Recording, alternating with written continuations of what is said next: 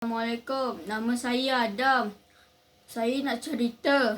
Dulu saya selalu sakit dan batuk.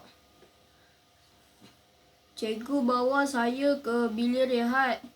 Saya menunggu ibu dan bapa saya untuk mengambil saya. Dulu saya suka bersukan, tapi saya sakit dan saya tak boleh bersukan.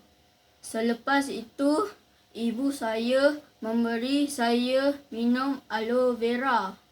Selepas itu, lama kesihatan saya semakin baik.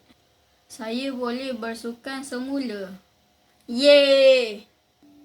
Okey, jom minum aloe vera. Kita kunci dulu.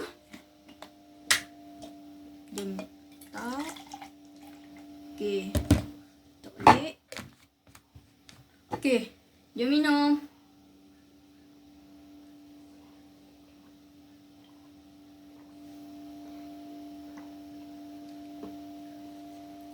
Sedap. Okey, bye.